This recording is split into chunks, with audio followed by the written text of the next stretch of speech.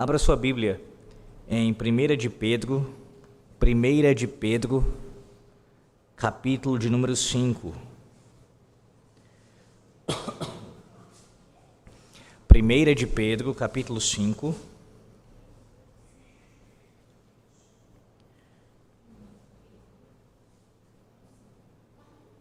Eu lerei dos versículos 5 ao versículo número 7. Antes de fazer a leitura, uma breve explicação. Nós estamos tendo agora uma pausa, somente mesmo, a minha intenção é essa, só nessa quarta-feira, na próxima, dando continuidade normalmente aos estudos do catecismo. Mas hoje eu quero falar sobre um outro assunto, nessa breve pausa aqui. E o texto que eu trago como base, na verdade, o texto que é até citado pelo autor do artigo que eu vou aqui mencionar, seguir, é 1 de Pedro 5, do 5 ao 7.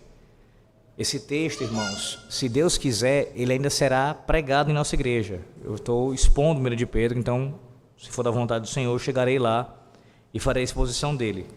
Hoje o que eu quero fazer é tê-lo como base aqui para o estudo, certamente, e focar no ponto, no tema aqui da humilhação diante do Senhor Deus. Esse tópico da humilhação diante do Senhor Deus. O autor do texto é um teólogo muito conhecido, escocês, chamado Thomas Boston. E ele falou sobre isso. Na verdade, ele escreveu muito sobre isso, e o que eu vou trazer hoje aqui é apenas um compilado, é só uma síntese desse ensino sobre se humilhar diante do Senhor Deus. Então, o texto base, 1 de Pedro 5, do 5 ao 7, assim diz a palavra do Senhor nosso Deus. Rogo igualmente aos jovens, sede submissos aos que são mais velhos, outros sim, no trato de uns com os outros, cingivos todos de humildade, porque Deus resiste aos soberbos, contudo, aos humildes concede a sua graça. Humilhai-vos, portanto, sob a poderosa mão de Deus, para que ele, em tempo oportuno, vos exalte, lançando sobre ele toda a vossa ansiedade, porque ele tem cuidado de vós. Amém. Ele começa assim o seu texto. O que é que significa, em circunstâncias que são humilhantes, nos humilharmos sob, isto é, debaixo da poderosa mão de Deus? Este é o grande objetivo a ser alcançado em nossas situações de humildade, ou nesse caso de humilhação. E aí ele vai elencar pelo menos 8 coisas aqui que podem e devem ser alcançadas por nós quando passarmos por uma humilhação. A primeira delas, lembre-se o contexto, né? Humilhação debaixo da mão do nosso Deus, da sua poderosa mão. Primeiro ensino que ele traz: reconheça que Deus humilhou, ou o humilhou. Foi Deus quem fez isso. Vá lá para 1 Samuel, capítulo 3. 1 Samuel, capítulo 3. 1 Samuel 3. O versículo é o 18, mas a guisa de contexto eu lerei a partir do versículo 15. 1 Samuel 3, a partir do 15. Ficou Samuel deitado até pela manhã, e então abriu as portas da casa do Senhor, porém temia relatar a visão a Eli. Chamou Eli a Samuel e disse: Samuel, meu filho. Ele respondeu: eis-me aqui. Então ele disse: que é que o Senhor te falou? Peço que me não encubras. Assim Deus te faça o que bem lhe aprouver se me encobrires alguma coisa de tudo que te falou. Então Samuel lhe referiu tudo e nada lhe encobriu, e disse-lhe: é o Senhor, faça o que bem lhe aprouver. Lembra qual é o contexto? Deus ele fala com Samuel no início, capítulo 3, o Senhor Deus fala ali, se revela a Samuel, e se você voltar um pouco mais no contexto do capítulo 2, você verá como é que estava a situação de Israel naqueles dias. Em rebelião contra Deus, os filhos de Eli era o sumo sacerdote, Ofni e Finéias estavam se entregando ao pecado de toda a sorte, inclusive de moralidade sexual pública, e o Senhor revelou a Samuel o que iria acontecer. E ele, aqui em síntese, ele disse a Eli o que Deus faria. Mas veja, eu quero chamar a sua atenção para isso, que é um dos textos que ele cita aqui, Thomas Boston. A resposta de Eli. Como é que Eli reage quando sabe o que Deus faria? E se você ler o contexto inteiro depois, os capítulos subsequentes, você vai ver que Deus executou grave juízo contra Israel. Os próprios filhos de Eli foram mortos pela mão de Deus. Mas veja, quando Eli toma conhecimento do que vai acontecer, da profecia, da revelação, ele responde: é o Senhor, faça o que bem lhe aprouver. Mesmo depois de tomar conhecimento de que Deus iria castigar duramente, não somente o povo, mas a própria casa de Eli, os filhos de Eli, é assim que Eli reage. É o Senhor, faça como bem lhe aprouver. Ele reconhece, irmãos, ele reconhece que Deus foi quem o humilhou, e nesse caso, quem o humilharia. Agora vá para um outro texto, Provérbios capítulo 21. Provérbios capítulo 21.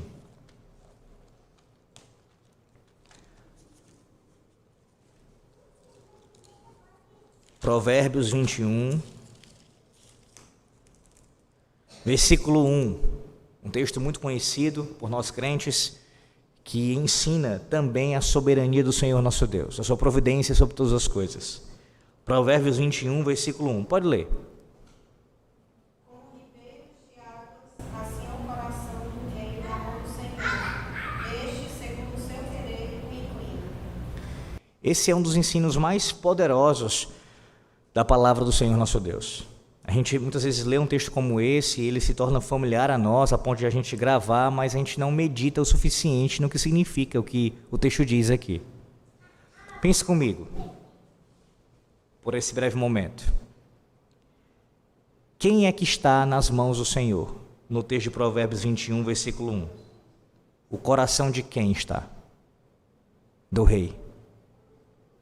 Ou seja, a imagem aqui é de um governante, alguém que exerce influência, poder, domínio, que tem, pelo menos em alguma medida, uma soberania aqui sendo exercida. E o texto diz que mesmo nestes casos, onde há um homem ou homens que exercem tal domínio, o coração deles, e aí você precisa lembrar, o coração, segundo a palavra de Deus, a palavra de Deus utiliza a palavra coração muitas vezes com esse sentido, de que é a sede da vontade, das afeições e dos pensamentos. Ou seja, é onde o homem decide todas as coisas, é onde o homem assim demonstra suas afeições, seus pensamentos. Pois bem, essa sede da vontade, das afeições e pensamentos está nas mãos de Deus, de homens poderosos. Os corações de homens poderosos estão nas mãos do Senhor nosso Deus. O que, por implicação lógica, por via de consequência, significa dizer que se Deus controla, Ele tem poder para controlar, para inclinar o coração do maior, qual é a implicação lógica disso? Ele também pode, e assim o faz, quando bem lhe aprouver, inclinar o coração de qualquer homem, segundo a sua boa e justa e santa vontade. Então, veja, dois textos aqui que ele cita outros também, mas como eu disse, eu preciso avançar. Mas esses são suficientes nesse momento para a gente entender que quando uma situação adversa ela acontece em nossas vidas, e nesse contexto de humilhação, de nós sermos humilhados nessa situação, nós temos que, em primeiro lugar, reconhecer que tal coisa procede do Senhor. Não é você anular as responsabilidades dos indivíduos e as suas próprias. Não é isso. Seja qual for a circunstância, inclusive nesta de humilhação. Mas é entender que lá na ponta, lá no final, está o Senhor Deus. Deus é quem de fato está suscitando tal acontecimento. É Deus quem está fazendo isso. Então, o reconhecimento da humilhação vinda da parte de Deus é a primeira atitude que Thomas Boston aqui nos aconselha a nós tomarmos. Ele diz assim, ainda sobre esse ponto: Ele, o Senhor Deus, é a fonte de toda a perfeição, mas devemos atribuir nossas imperfeições, no sentido de que, nessa circunstância onde nós somos humilhados, atribuir isto à sua soberana vontade. Foi Ele quem posicionou cada um em suas relações por sua providência. Sem Ele, não poderíamos enfrentar tais contradições. Então, seja o que a gente vem enfrentar, irmãos, qualquer circunstância, se passamos por aquilo, é porque, em última instância, foi o Senhor que nos conduziu a passar por isto.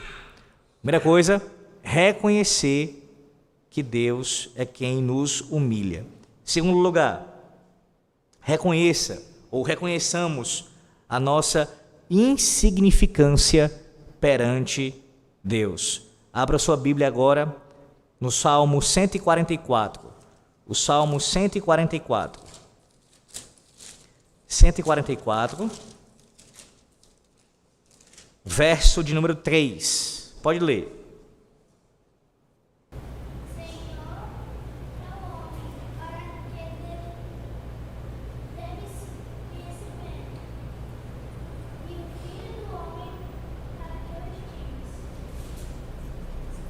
Aí pode ler também o 4. O homem é como um sopro, os seus dias como a sombra que passa. E vocês sabem, esses versículos aqui exemplificam muito bem essa distância que existe, infinita, entre o Criador e a criatura, que é reverberada em toda a revelação bíblica.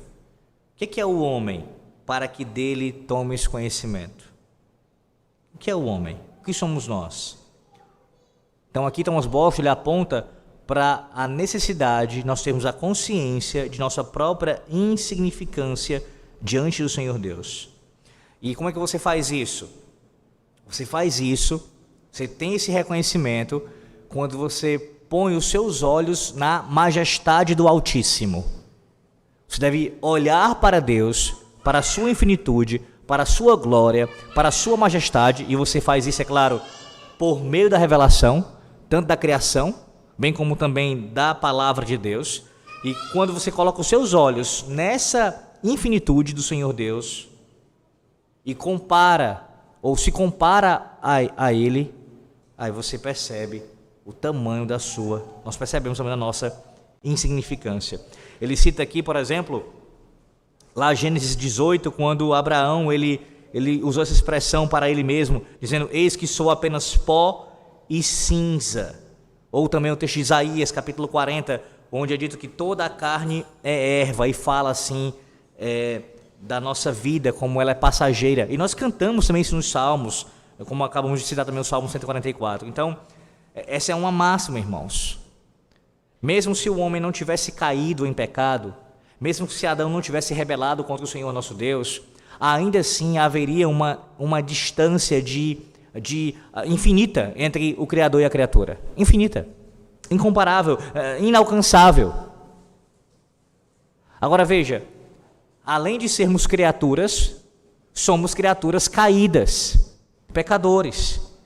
Logo, a distância, por assim dizer, ela se tornou ainda maior. Ainda maior. Ele diz assim: manter pensamentos de nossa própria excelência sob a pressão da poderosa mão de Deus é justamente o que infla o coração em orgulho, fazendo-o se rebelar contra si mesmo.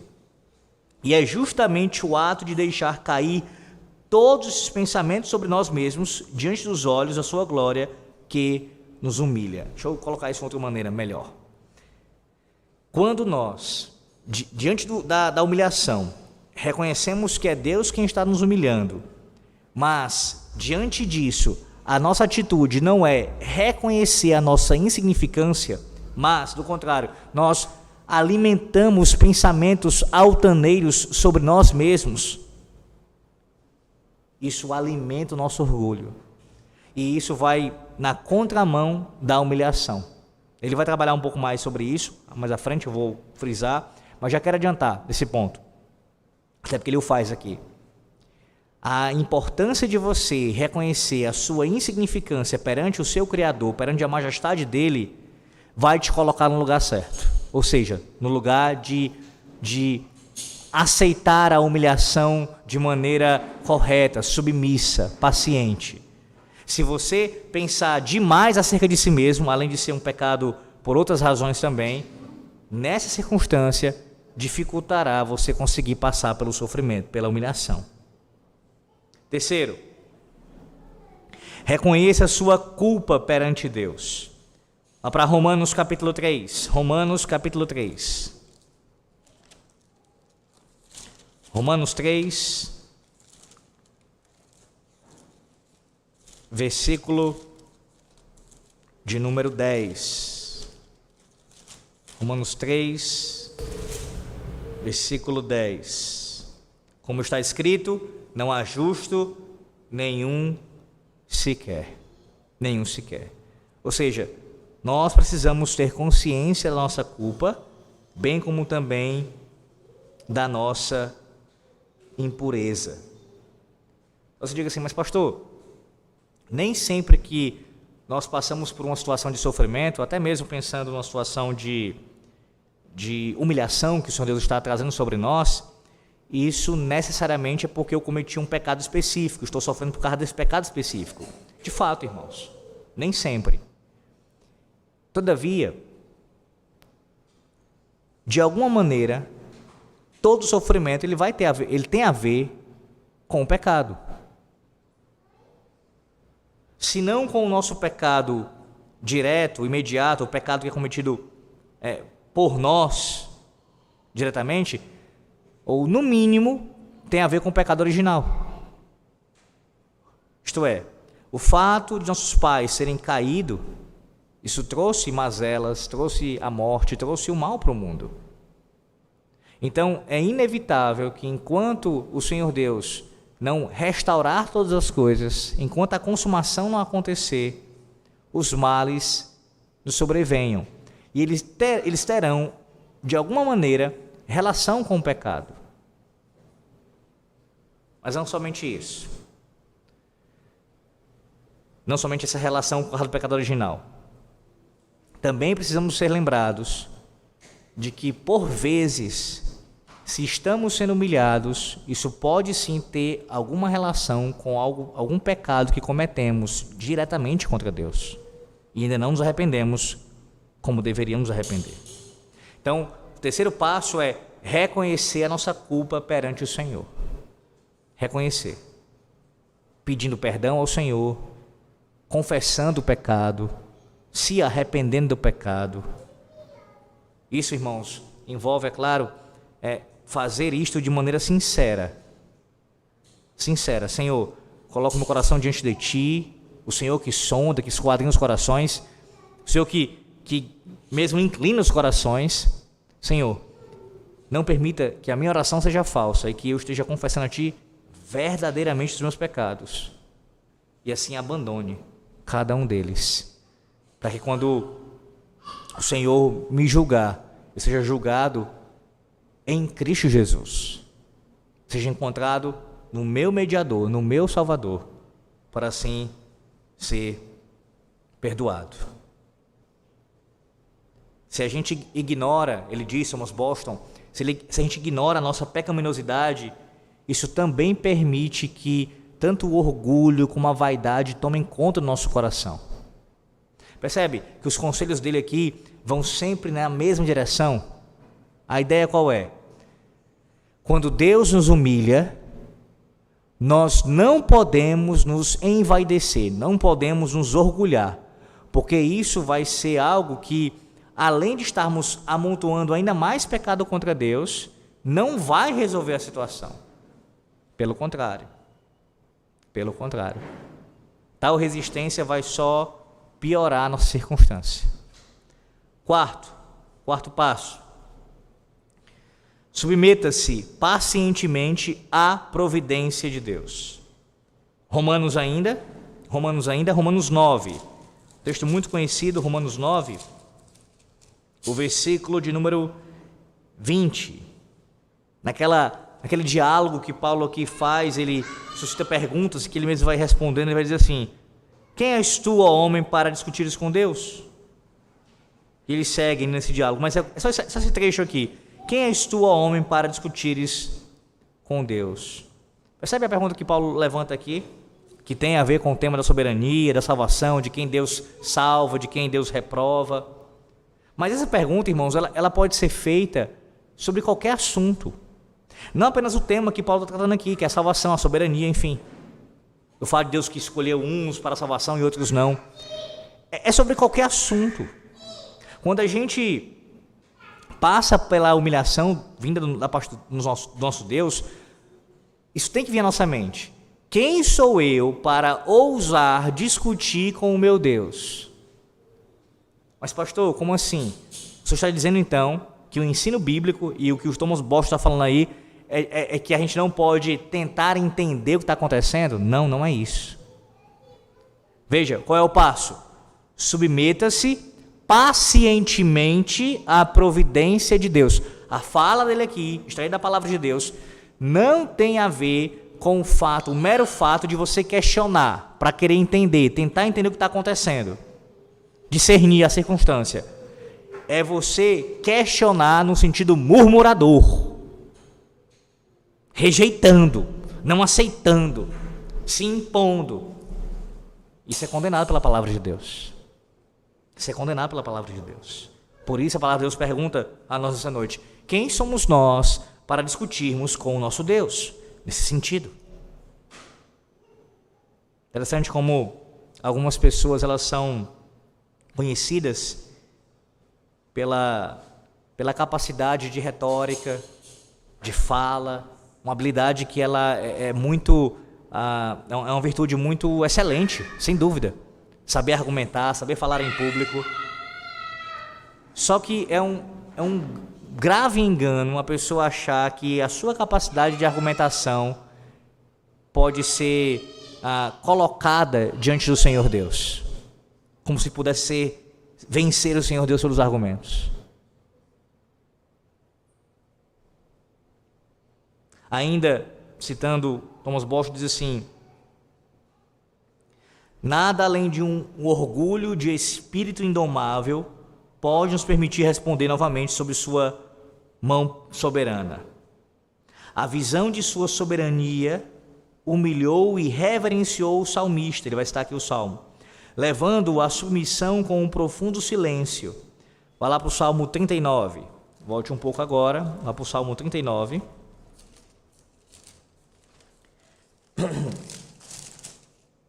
Salmo 39, verso de número 9. Emudeço, não abro os lábios, porque tu fizeste isso. Ou seja, o silêncio diante do Senhor Deus. Essa é uma atitude, sendo sincera, claro, né? Uma atitude quando de fato está sendo feito com sinceridade. É uma das mais difíceis que nós temos de tomar. Já passou por isso?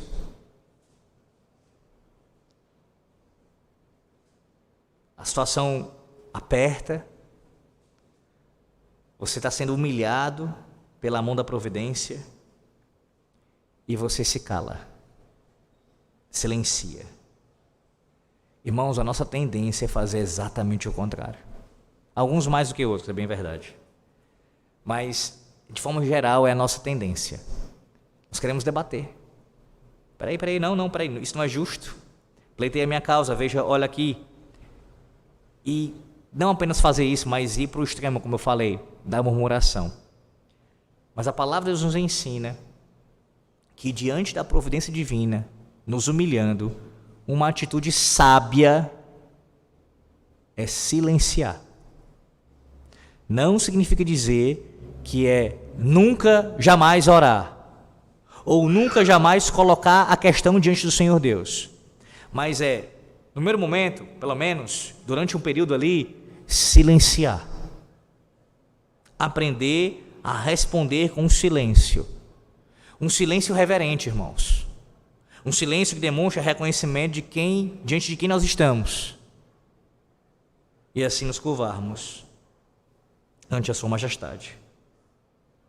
Você quer ver um exemplo disso? Que o que eu vou citar agora envolve fala, mas o comportamento, a atitude, e até mesmo em termos de fala, logo depois, expõe o silêncio. Vai lá para Jó. Volta mais um pouco. Jó, capítulo de número 1. Jó 1, versículo de número 21. E disse: Nu saí do ventre de minha mãe, nu voltarei. O Senhor o deu e o Senhor o tomou. Bendito seja o nome do Senhor. Essa foi a atitude de Jó. E nós sabemos também que na sequência ele chega a repreender a sua mulher. E também age de forma semelhante. A atitude de Jó exemplifica aqui o silêncio reverente diante da providência divina contra a sua vida. Pastor, seja mais claro. Naquele momento, Jó, no lugar de se opor a Deus, de falar algo contra Deus, ele preferiu com a sua boca, com seus lábios, bendizer a Deus e em seguida se calar. Em seguida se calar. Esse é um princípio importante também da palavra do nosso Deus, que envolve as questões de fala e também de você escutar. Tanto você saber falar como você saber escutar. A gente vê muito isso na Bíblia, especialmente nos livros poéticos, Jó aqui, nos Salmos, Provérbios, assim por diante. Saber, Tiago no Novo Testamento, né? Saber falar e saber ouvir. E por vezes a gente pensa nesses aspectos apenas com relação ao nosso próximo, e que de fato é muito importante. Temos que saber falar com o nosso próximo e também saber ouvir. E não apenas o conteúdo do que nós colocamos nos nossos ouvidos, que a gente ouve, mas também o que a gente fala. Mas também o tempo. O tempo. Sim. Não, nem sempre é tempo de falar. Já ouviu essa expressão? Se você não tem nada para dizer, não sabe o que dizer, se cale. E a gente muitas vezes se percebe agoniado, né? Tentando ali, às vezes até de forma legítima, no sentido de quê? De querer ajudar o próximo, dar uma palavra, e a gente fica atabalhoado e fala bobagem. Porque não era o momento para falar ainda. Não esse é o único motivo, veja, mas muitas vezes é um dos motivos. Você não falou no tempo determinado, não falou no tempo apropriado para poder falar. Irmãos, há momentos que não é para falar nada mesmo não, é se calar, silenciar. O mesmo princípio se aplica a nosso relacionamento com o nosso Deus. Nem sempre é momento para falar, nem toda hora é hora para falar. Esse ensino, como eu disse, e quero enfatizar mais uma vez isso, não é a negação da oração, pelo contrário, jamais. Mas é algo pontual. E veja, a ideia de um silêncio reverente. Jó ainda falou aqui, mas quando ele falou o quê? Ele bendisse ao Senhor. Em seguida, se cala. No sentido de quê? De aceitar a circunstância, de aceitar a providência. Se cala. Se cala.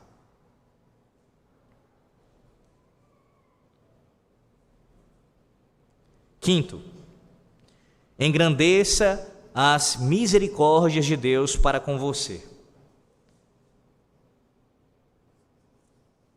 Vá lá para o texto de Lamentações, capítulo 3, que recentemente eu citei, acho que foi no último sermão de Jeremias.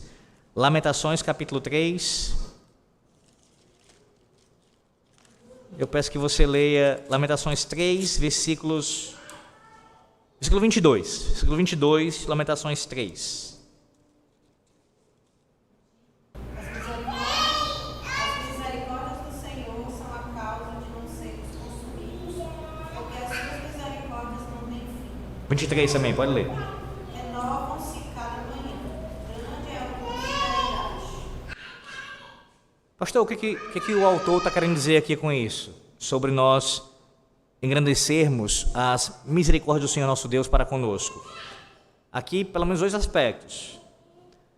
Misericórdia do Senhor, não somente, o primeiro aspecto, você deve se lembrar sim do quanto Deus tem sido bondoso para com você, cuidado da sua vida, enfim, tudo isso. Mas a ideia principal do que ele está querendo passar aqui é que naquela circunstância, ou seja, sob a humilhação, eu estou agora debaixo da humilhação, nesse momento, eu tenho que lembrar que Deus agora, exatamente agora, está sendo misericordioso para comigo. Como assim? Eu não estou entendendo. Porque o mal que me sobreveio poderia ser maior. Poderia ser maior. Percebe, irmãos? A nossa visão, ela muda completamente sobre a realidade quando a gente pensa assim. E não é pensar assim porque o pastor está dizendo, ou porque o Thomas Bosch escreveu, ou porque eu acho. Não, porque a Bíblia nos ensina isso, a palavra de Deus nos ensina isso. Que qualquer mal que a gente passa nessa terra, por mais duro, por mais terrível, por mais algo sofrido que seja, ainda assim não é pior, ou não é o tanto que nós poderíamos passar e mereceríamos pelos nossos pecados. Significa dizer que mesmo na humilhação há misericórdia. Doces misericórdias. Diz o texto, veja, elas são a causa de não sermos consumidos. Lembra do contexto aqui, Lamentações? O povo foi levado cativeiro. Podia ser pior. Tudo que vocês fizeram, Judá, Jerusalém, contra Yahvé, contra a sua lei, contra o pacto, tudo que vocês fizeram, vocês mereciam muito mais males, muito mais juízo. Podia ser pior. Por que não é pior? Porque as suas misericórdias não têm fim. Renovam-se a cada manhã. Grande é a tua fidelidade. O contraste entre a fidelidade pactual de Deus e a nossa infidelidade à sua aliança. Então, quando passarmos pela provação, temos que lembrar disso. Podia ser pior e o nosso Deus nos sustenta e nos dá a sua misericórdia a cada manhã, nos lembrando disso. Sexto, admire os caminhos insondáveis de Deus. Ele diz assim: uma santa e silenciosa admiração pelos caminhos e desígnios de Deus, insondáveis para nós. Vai lá para Romanos. Mais uma vez, Romanos, capítulo 9.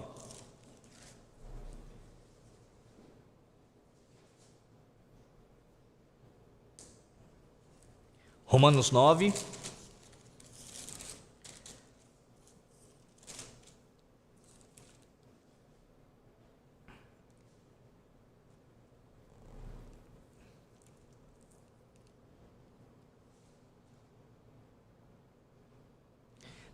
Na verdade, Romanos 11. Romanos 11. Romanos 11, versículo 33. Pode ler. Tanto da sabedoria como do conhecimento de Deus. Quão insondáveis são os seus juízos e quão inescrutáveis os seus caminhos.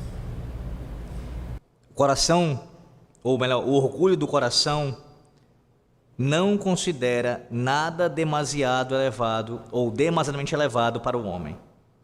E assim apresenta os procedimentos divinos, as ações divinas perante o seu tribunal. Finge compreendê-los, censura livremente e condena.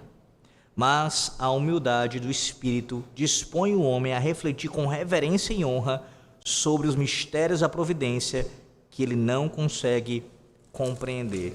Pastor, qual é esse outro ensino aqui? Está dizendo o seguinte, à luz desse versículo 33 de Romanos 11 e de vários outros versículos também. Quando a gente passa por situações que, por vezes, não são apenas difíceis, mas para nós é até mesmo inexplicável, a gente não consegue entender como é que isso pode acontecer dessa forma, por que Deus me conduziu por esse caminho, por que chegou a essa circunstância.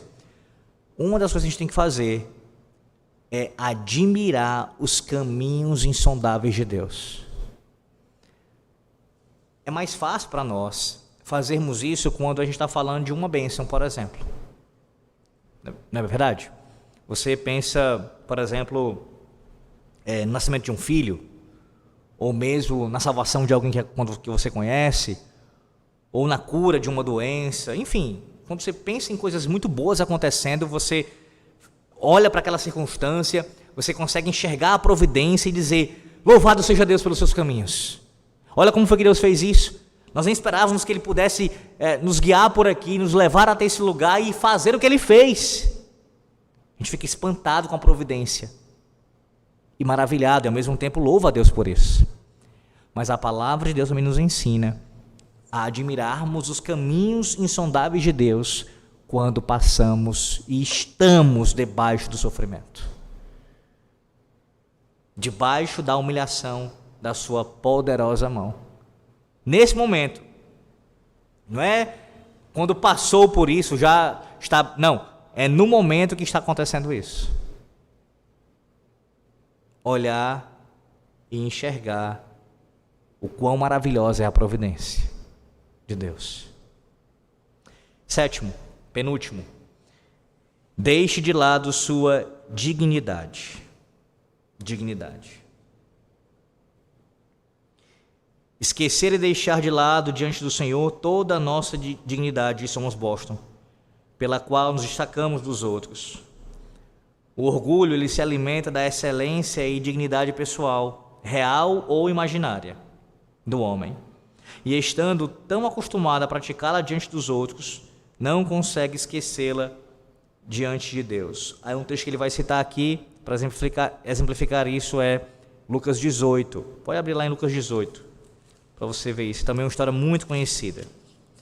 Veja um exemplo de um homem que pensava muito acerca de si mesmo, do quão era elevada a sua dignidade, a sua honra, a sua excelência. Lucas 18, versículo de número 11. Pode ler. Fariseu, posto em pé, orava de si para si mesmo, desta forma: ó Deus, graças te dou, porque não sou como os demais homens, roubadores, injustos e adúlteros, nem ainda como este publicano. Jejuo 2 vezes por semana e dou o dízimo de tudo quanto ganho. Só até aí. Para poder a gente lembrar da oração do fariseu, né? Qual é o ponto aqui? Sim, tem contato, como nós vimos já, acerca de reconhecer a nossa insignificância, mas aqui ele está ressaltando especialmente quando a gente coloca a nossa dignidade como superior aos demais homens. A ideia seria essa: você se acha melhor do que os outros, a ponto de apresentar isso para Deus. Talvez não literalmente falando como o homem aqui fez, o fariseu, mas no mínimo pensando sobre isso. Exemplificando: como é que eu posso passar por tal coisa? Eu conheço tanta gente que é pior do que eu. Por que que eu estou passando por isso e o fulano, o beltrano, o ciclano não está passando pelo que eu estou passando? Sendo que eu oro mais, eu tenho maior piedade, eu tenho maior conhecimento, eu tenho maior tempo de fé. Percebe? É você colocar a sua dignidade, a sua honra, o seu testemunho, enfim, o que você julga ter como valioso, superior aos demais, a ponto de colocar isso diante de Deus, apresentar isso ao Senhor, a semelhança do que o fariseu fez aqui. Mais uma vez, irmãos, é uma demonstração de orgulho, de soberba, de vaidade de nossa parte. E resistência à poderosa mão de Deus sobre nós. Ela está sobre nós, nos humilhando, e a gente está resistindo. Nesse caso aqui, a resistência vem por meio da comparação com o nosso semelhante, nos considerando mais dignos do que eles. Em último lugar, para a gente concluir, submeta-se às suas circunstâncias. Por fim, submeter-se prontamente aos ofícios mais humildes que se mostrem necessários ou convenientes às nossas circunstâncias. O orgulho, a cada passo, encontra algo que considera indigno, algo a que se rebaixar, medindo-se pela sua própria mente e vontade, e não pelas circunstâncias em que Deus o colocou. No caso, o orgulhoso. Mas a humildade, aquele que é humilde, mede-se pelas circunstâncias em que se encontra e se submete prontamente ao que é exigido. A respeito disso, nosso Salvador nos deu um exemplo a ser imitado. Vai lá para Filipenses capítulo 2. Filipenses 2. Eu peço que você leia o versículo de número 8. O exemplo é o próprio Cristo. Filipenses 2, versículo 8. Mesmo se humilhou, tornando-se obediente até a morte e morte de cruz. E também para corroborar, João 13, versículo de número 14. João 13, 14. Ora, se eu, sendo o Senhor e o Mestre, vos lavei os pés, também vós deveis lavar os pés uns dos outros. Aqui a comparação é do maior para o menor, irmãos. O Senhor faz isso em João aqui, 13, 14, dizendo, se eu sou o maior, se eu sendo o mestre, o Senhor, eu fiz isso, eu me coloquei no estado de humilhação e servi a vocês, quanto mais vocês assim devem fazer. E Filipenses 2 foi lido também, a própria morte do Senhor na cruz, bem como toda a sua obra, também nos dão testemunho da sua humilhação. O Senhor, Deus Filho, se humilhou debaixo da poderosa mão do Pai. Ele fez isso, voluntariamente, para a glória de Deus, é claro, esse era o fim último, principal, mas também com o fim de nos salvar. Então, se o nosso próprio Redentor, ele passou por isso e passou voluntariamente, com deleite, com prazer de servir, quanto mais nós, meus irmãos, quanto mais nós. Mas veja, eu quero salientar esse ponto aqui final, está em cima dele, né? Mas eu queria falar um pouco mais sobre ele aqui para concluir. Submeta-se às suas circunstâncias. Lembra o primeiro ponto? O primeiro ponto que ele trouxe foi sobre nós reconhecermos que é Deus que nos humilha. Mais uma vez, essa ideia está presente aqui. Ora, eu me submeto às circunstâncias porque eu sei que elas não acontecem por acaso. Nada acontece por acaso. Sem anular os agentes, que são secundários, sim, mas que tomam atitudes, ações, não são meros robôs, os homens. Mas eu sei que cada circunstância ela é ordenada por Deus. Então, quando uma circunstância adversa vem sobre minha vida, eu devo pensar assim: é o meu Pai. É o meu Pai. Irmãos, mesmo nós que temos um conhecimento maior, pela graça de Deus, é claro, do que outros irmãos em Cristo que não conhecem a soberania do Senhor como nós conhecemos, nós, presbiterianos, reformados, não poucas vezes a gente age como um pagão. Todos nós, estamos incluindo todos nós, quando alguma coisa ruim acontece, às vezes coisas pequenas, que não são tão graves assim, o primeiro pensamento, ou os primeiros pensamentos, muitas vezes é de logo murmurar, é a gente falar coisas absurdas, não lembrar imediatamente o quê? Peraí, foi o Senhor. Foi o Senhor. O Senhor está no controle das circunstâncias, o Senhor está sobre isso, é o Senhor. É o Senhor.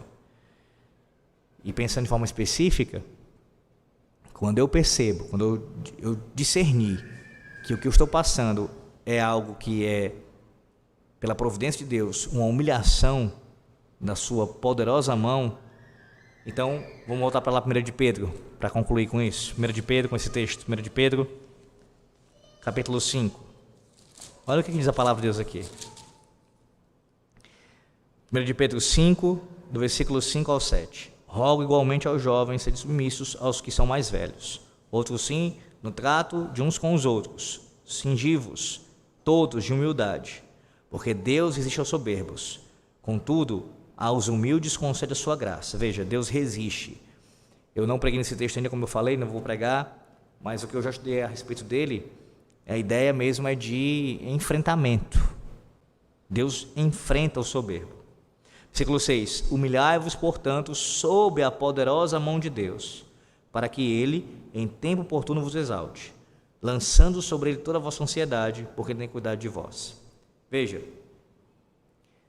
qualquer tipo de atitude que não seja a humildade, ela vai colocar o indivíduo na circunstância de combate contra Deus. Eu não vou ler devido ao tempo já, eu quero separar tempo para vocês orarem, os irmãos orarem, mas o Thomas Boston vai falar muitas outras coisas aqui, depois, desses 8 pontos que ele elenca. Várias coisas ele ia falar, e uma delas é essa, de que é uma tolice, ele vai dizer que é uma loucura, se você não se humilha, então você está, sabe como? Veja, imagine isso, pelo menos em termos ilustrativos aqui, uma pessoa com outra, né? uma autoridade, um rei que ele tem poder de matar, de dar um comando e matar. Você está diante desse rei, dessa majestade, dessa autoridade, e aí você não se humilha perante ele, mas você fica na posição em pé. O que você vai passar? Qual é a mensagem que você passa com isso? Enfrentamento, de combate. Eu ouvi então, alguns biólogos, né, falando sobre animais, às vezes eu gosto de ver isso também, e eu já vi alguns falando, alguns que parecem entender bastante do assunto, dizer que se você se deparar com um gorila, uma atitude que você tem que ter é se abaixar. Você não pode ficar de pé frente a frente com o gorila, você tem que se abaixar. Porque o gorila, ele tem esse instinto, né, de combate e de domínio do território. Então, se ele perceber um indivíduo em pé, olhando para ele, ele vai entender que você está encarando ele para um combate. Ele vai para cima. Então, o que se recomenda, difícil é a pessoa conseguir fazer pelo medo, né, é se abaixar. Que ele, no máximo, vai ali fazer alguma coisa, né, bater nos peitos dele e tal, mostrar e sair. Como eu já vi até mesmo um biólogo relatando que isso aconteceu com ele.